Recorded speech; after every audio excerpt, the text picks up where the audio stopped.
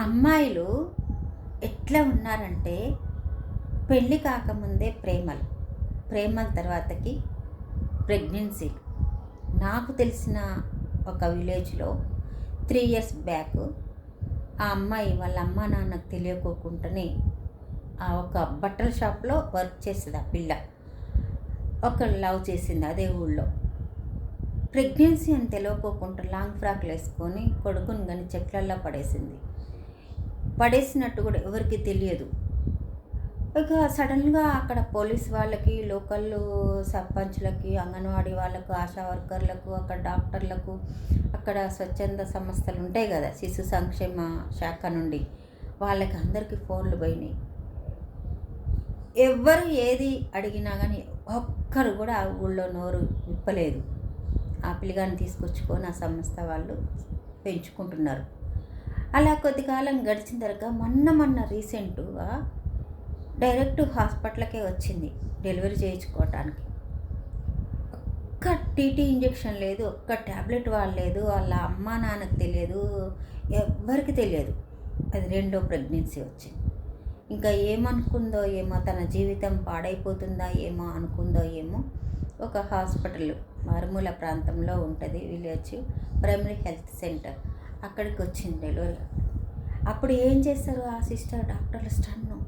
Husband లేరు, వాళ్ళ అమ్మ వెనకాల వచ్చిందంట, వాళ్ళ నాన్న లేడు, ఎవ్వరు లేరు.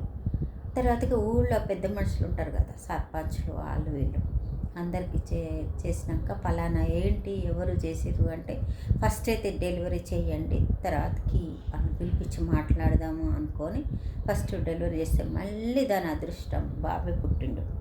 తర్వాతకి ఆ అబ్బాయిని పిలిచి అడిగితే ఒప్పుకున్నాడు. వాడు ఒక అమ్మ అయ్యకు పుట్టిన నిజాయితీ పడు కాబట్టి ఒప్పుకున్నాడు.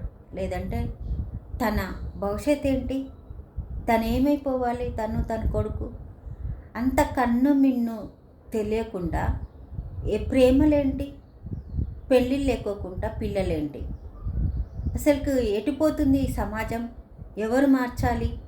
చదువుతో పాటు సంస్కారం నేర్పించుకోవాలి మీ పిల్లలకి.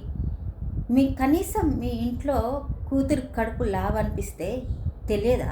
ప్రెగ్నెన్సీనా ఏంటా, ఎక్కడికి పోతున్నావు, ఏం చేస్తున్నావు, ఇంత రాత్రి ఎందుకు వస్తున్నావు, ఎందుకు ఇంతలా కడుపు ఉంది అని తల్లి గమనించుకోదా అండి? 9 నెలలు వచ్చిందాక కనపడదా అండి కడుపు అనేది? ఎంత లాంగ్ ఫ్రాక్ వేసినా కానీ కళ్ళ ముందల కూతురు అంతలా కడుపు వేసుకొని లాంగ్ ఫ్రాక్ వేసుకొని తిరుగుతుంటే తల్లిదండ్రులకి కనిపించదా?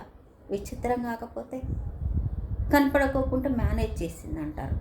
ఎలా మేనేజ్ చేస్తారు అంటే, నువ్వు నీ పిల్లల్ని అంత జాగ్రత్తగా, అంత పద్ధతిగా, అంత ప్రేమతో పెంచుతున్నావు అన్నమాట. తల్లిగా అక్కడ నువ్వు అన్ఫిట్.